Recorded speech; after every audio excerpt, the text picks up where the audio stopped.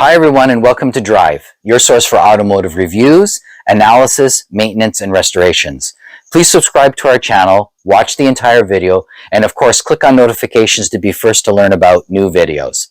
I'm Chris Capredoni, and this how-to video today walks you through how to repair a cracked bumper cover, as well as how to modify its appearance by installing mesh grills for a more aggressive appearance. All those repairs and modifications are very easy to do and very inexpensive, with supplies being sourced from automotive body retailers as well as home improvement retailers. Before spending hundreds or even thousands of dollars on a new bumper, with some basic materials, some time, and some minimal skills, you can restore an old and damaged bumper and even improve it, as I will demonstrate on this M3 replica bumper. Let's get started. Hi everyone. So I've just removed this black bumper from the BMW 3 Series that I'm working on because it needs to be repaired. You can see I've colored in gold the crack that it sustained in a front end accident. So the crack goes from side to side and up and down. So it's got 4 corners in the center that need to be repaired, and it needs to be repaired from the inside. And then I need to apply body filler because there are gouges. As you can see from the discoloration there are gouges that have to be filled in and sanded. I'm going to be using a body filler designed for plastic automotive parts. It's a plastic Bondo. And so the next step is I'm going to show you the inside of the bumper so you can see the extent of the damage that needs to be repaired. Here's the inner side of that damaged fender. You can see the extent of the crack going from side to side and up and down. I've marked with arrows certain areas and endpoints that need to be repaired. What I'm going to be doing is I'm going to be using a plastic epoxy. This epoxy that I'm using today I've never used before, by JB Weld. As well as I need to have some sort of a reinforcing mesh in there to help create rigidity, almost like when you're doing a fiberglass repair. And what I found a good substitute, a cheap substitute that everyone can find, is drywall mesh. Not the tape, but the mesh, because it's plastic base, and once it bonds with the epoxy to the back of this plastic bumper, it'll all become one fixed hard unit. So the next step for me to do is to grab some very rough sandpaper as well as my Dremel tool, and I need to start creating surface area along the crack so that the epoxy, when I apply it, it has the maximum amount of surface area in which to grip. The piece of equipment that I'm going to be using today in order to grind the edges of the cracks to form like a V shape in order to increase surface area is this small micromotor Dremel style unit. I'm going to be very careful with the RPM. This particular unit can go all the way up to 35,000 RPM, which is way too fast in order to be prepping plastic. It will actually melt the plastic at that RPM. So I'll probably tone it down to below 10,000 RPM, maybe even below 5,000 RPM. And I have a little metal grinding bit at the end. You can use any sort of carborundum or diamond tip, anything that you think will be sufficient in order to just open up those cracks so that you can prep them for epoxy use. So I'm going to get set up and then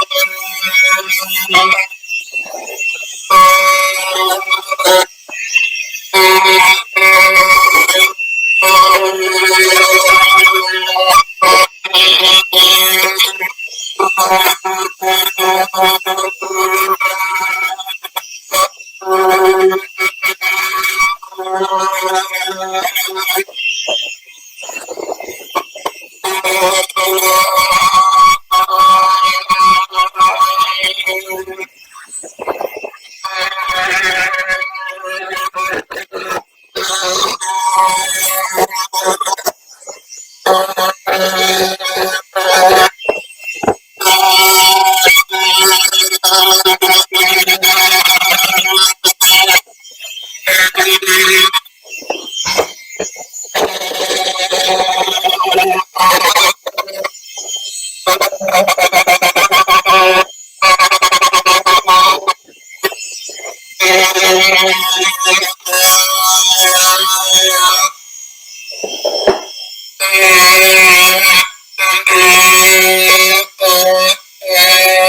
I think I finished with the Dremel tool. Now the next step for me before I clean up that entire area is to use some coarse sandpaper. This happens to be 80 grit, but I'll leave the grit grading to your discretion, whatever you feel is necessary.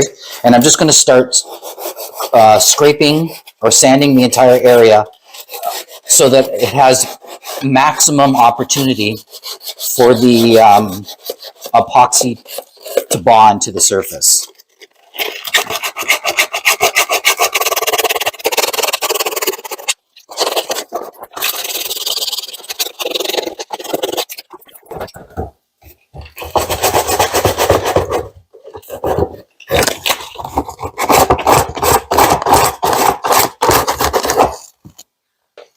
I completed the sanding with the coarse sandpaper. You can see that the finish now looks duller in the entire area. I've just brushed it off. The next step will be for me to turn the bumper right side up so that I can clamp it into the correct position with a vice grip. And then I'm going to clean both sides with isopropyl alcohol. You could use acetone. You could use turpentine very carefully. What we need to do is clean any sort of impurities, grease, dirt from the surface area so that when I apply the epoxy, I have a very clean, coarse area for it to grip and dry to.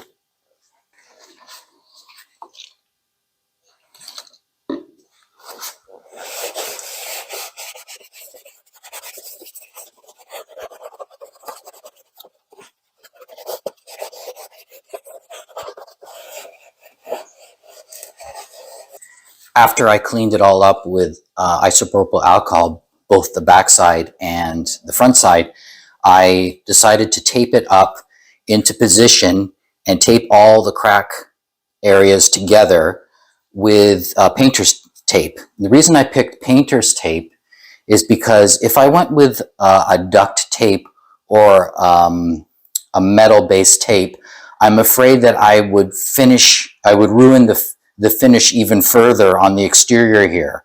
I'm going to be sanding it down and applying plastic filler, but I still want to minimize the amount of damage that I could possibly do. This is the least invasive tape that has adequate grip, so that's why I chose to go with this, and it's very easy to find this in any hardware store.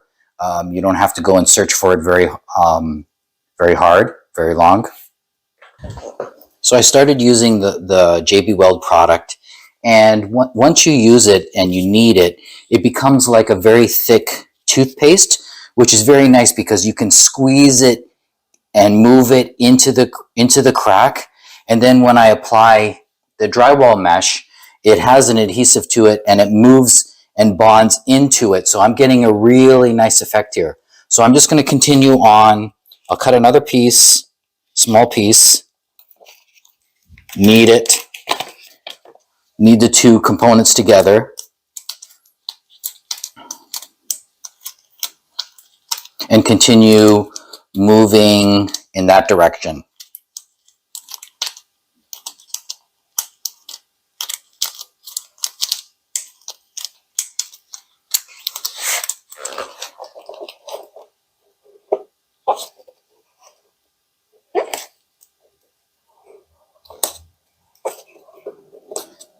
Very easy to squeeze, to form it into the little crevice that I created, the V shape.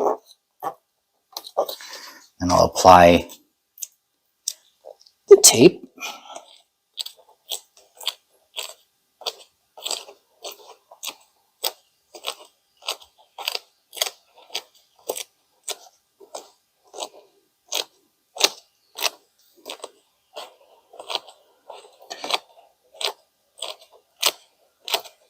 Now my other hand's on the other side, supporting the other side so that I do not push the two pieces out of alignment because they are aligned.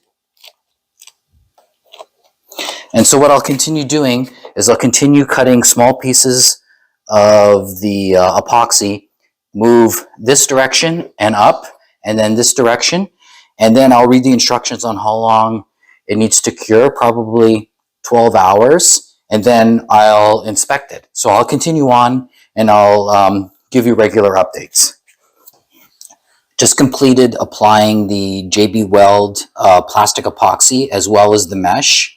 I think it applied very well. I also, in order to increase rigidity and strength, you'll notice that a number of the pieces of mesh are overlapping and pushed into the putty to create further rigidity and strength in the bond.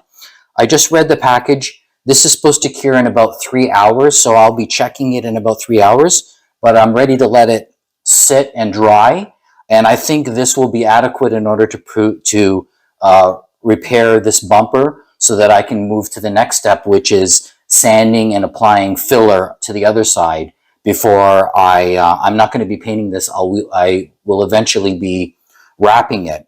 Before I do that, most likely I'm going to be doing some customization to this bumper. So these open areas here, I'm going to buy an automotive mesh to apply here and remove this plastic mesh, put the same mesh and then over on the same side.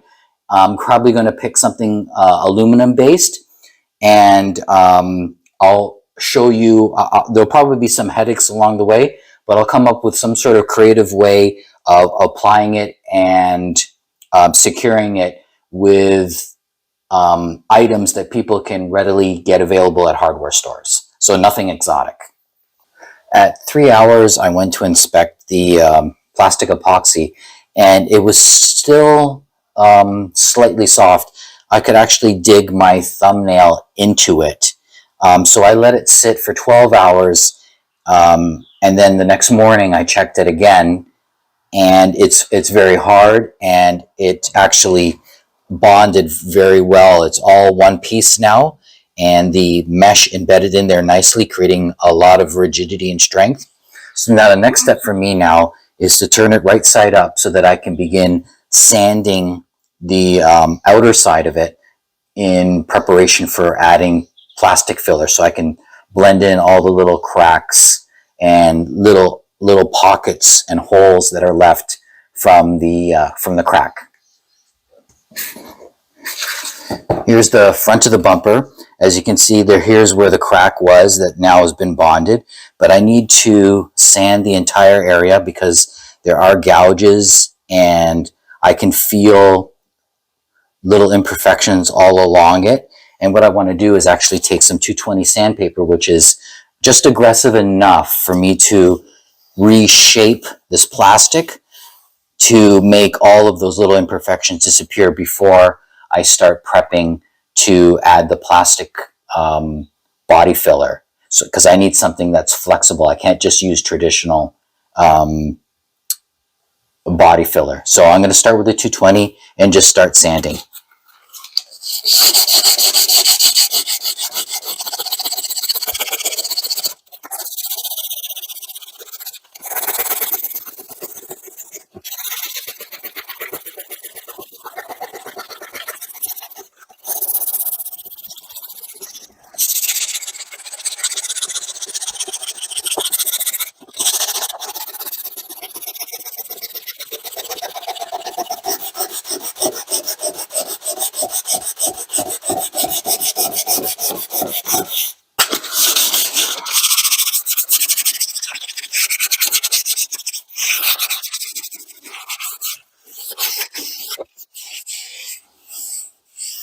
Okay, I believe it's smooth enough and prepped enough for me to move to the next step, which is cleaning it up and then getting it ready to apply the plastic body filler, because this bumper is flexible.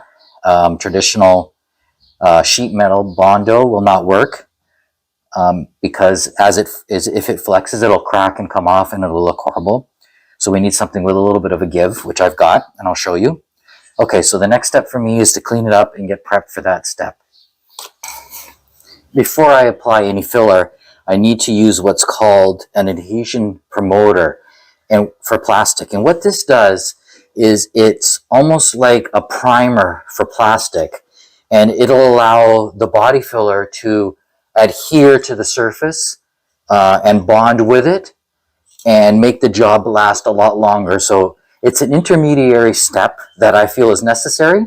I'm all geared up. I've got my N95 mask on because this stuff smells quite bad, but I'm going to apply it and then let it dry for several hours before I even consider putting any sort of body filler on it. So here I go.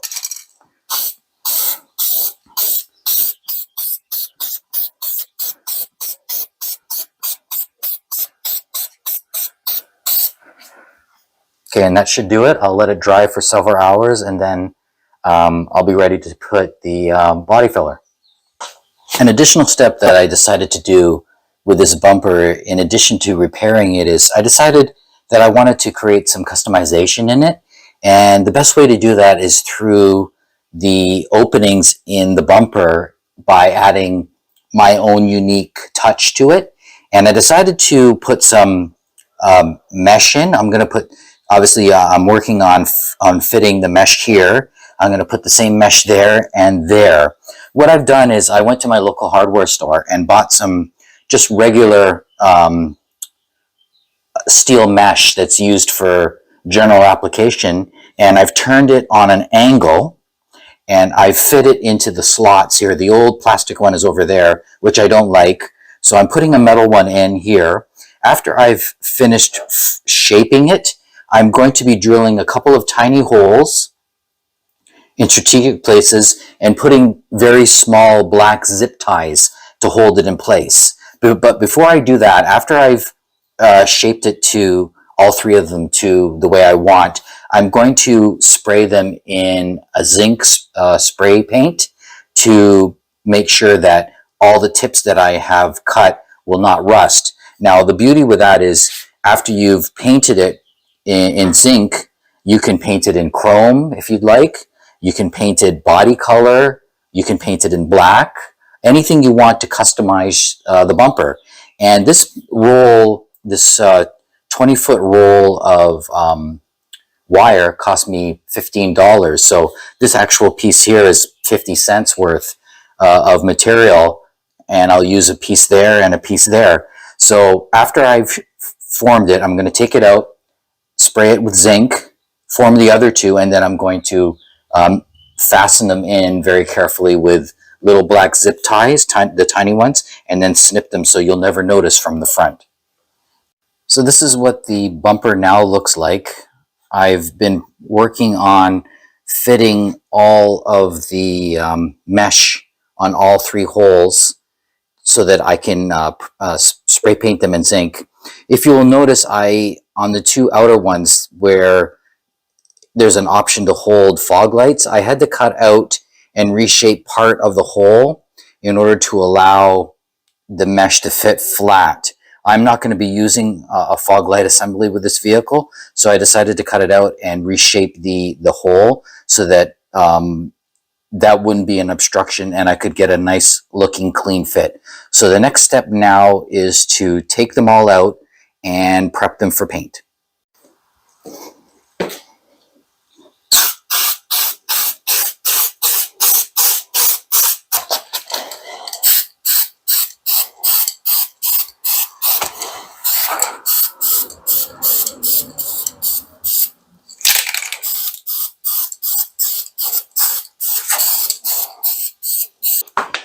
My new grills have been painted and dry, and now I'm installing them. This one's already been installed. What I did was I relined it up, and the original tabs that were holding in the plastic grill, I used them to drill tiny little holes into them so that I could install very tiny zip ties into the holes to secure them. So this one has all been secured. This one here I'm working on right now, and what I need to do is drill holes. I've drilled one hole here, one hole here. I need to drill another hole somewhere in this area, which I'll do right now.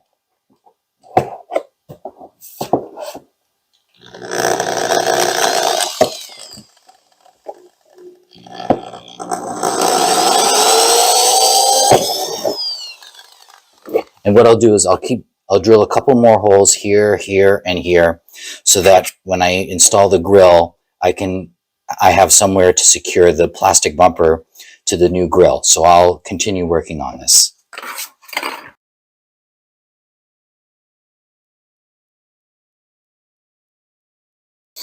Ready now to mix up some of this flexible Bondo. I've put the main component, and the instructions tell me that I need to add about 2 to 3% by weight of the hardener to this, which probably equates to a little dab, no more than that. I'll mix it up.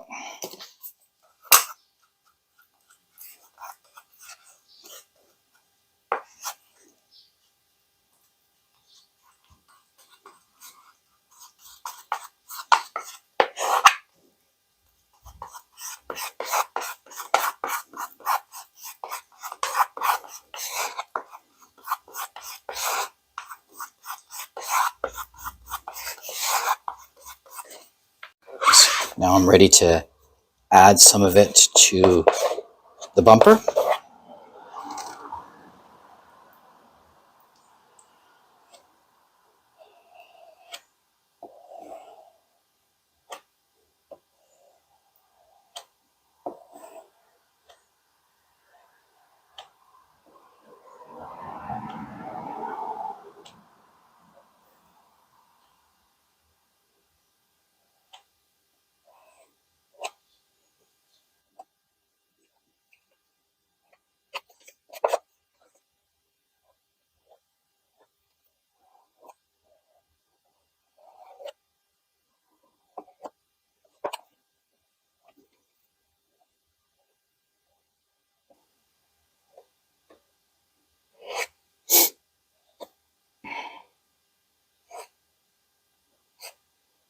Instructions say that it's sandable in about 30 minutes, but I'm going to take my time, let it cure for several hours before I even come back and take a look at it.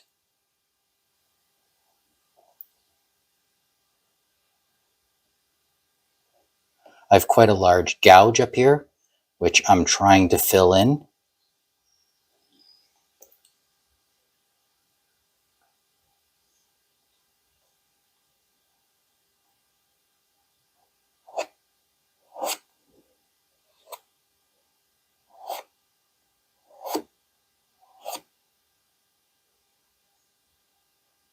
Hi everyone. So the flexible body filler is now cured. It's a really nice product.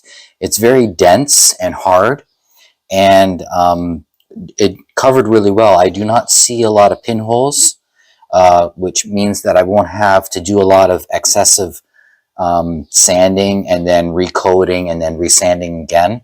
I might be able to get this done in maybe 2 coats. I started below here already.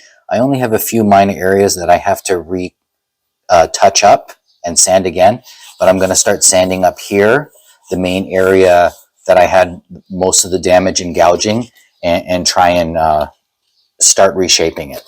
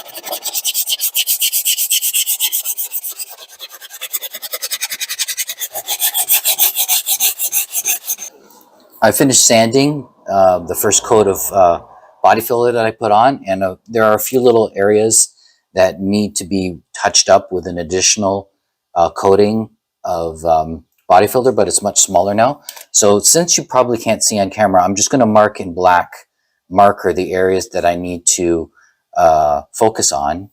Here, here, here, here, here.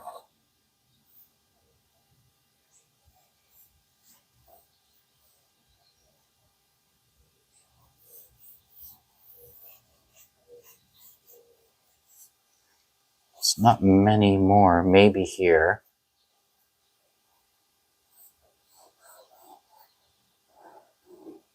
It wouldn't hurt to put a skim coat here. But other than that, it's in very good shape. Like I had mentioned before, this product doesn't create a lot of pinholes, which are the little tiny holes from air pockets, meaning that it's a good product. So I would highly recommend it. Okay, I'm going to get set up to put the second coat on. Okay, this time I need to be a lot more conservative with how I apply this filler because I only have very tiny areas that need to be filled in. So I don't want to be doing a lot of excessive work by putting large amounts and then having to sand it all back unnecessarily. So I'm being very conservative here in the amount that I'm applying. It almost looks like I'm not applying anything, but I am. I can see it with my own eyes. Very, very thin coat. And usually that's how it is with regular body work. You work with a thicker coat initially, and then you keep honing it down to a thinner and thinner coat, focusing on specific areas until the entire area is all prepped and ready for paint or whatever you happen to want to do with a body panel. This will be wrapped in a vinyl, so I just need to have it sealed and smooth. Second and final skim coat is dry and ready to be sanded. I'm ready to start doing some light sanding to get rid of all those little tiny imperfections that were left behind with the first coat. So I'm ready to go. Always remember to wear proper protection. I'm wearing just a regular mask.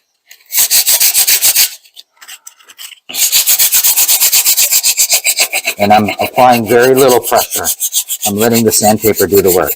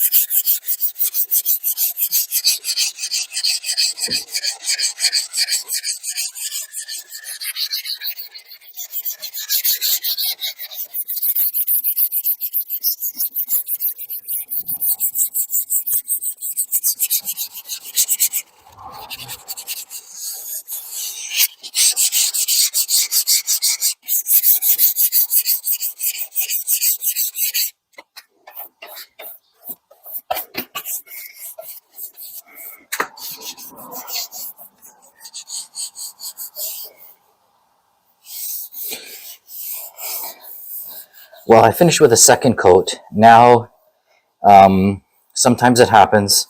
There's an area right here that I still feel a little imperfection. So I'll do a third coat just in this area here and resand it. So I'm ready to do the third and final sanding on these two areas here. They required it, so here I go.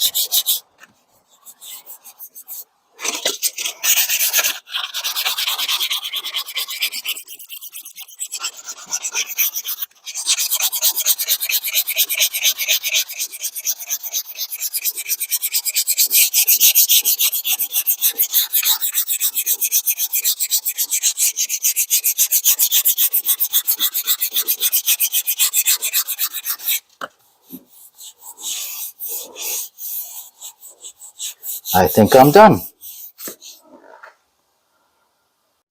To summarize, the M3 replica plastic bumper cover sustained a significant impact, cracked going in 4 directions, and needed to be removed from the vehicle and repaired from the back and front.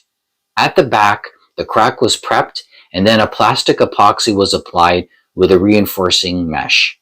On the front side, plastic body filler was used to fill in the tiny gaps and reshape the damaged area. Now that all the damage has been repaired, it can be primed to be painted or reinstalled on the vehicle to be vinyl wrapped. Bumper modification was also demonstrated by removing the old, unappealing plastic mesh grille, and metal grilling was fabricated and fitted to the bumper openings to create a classic yet aggressive appearance. This was accomplished with ordinary supplies available at any automotive parts retailer or home improvement retailer for very little money. Thanks for watching how to repair cracks or damage done to any plastic vehicle body part and how to improve the appearance with simple tools and supplies available everywhere. Please ensure proper breathing protection is used as well as gloves when working with epoxies. Please remember to subscribe to our expanding channel to assist in building the channel and click on notifications. Drive, your source for automotive reviews, analysis, maintenance, and restorations.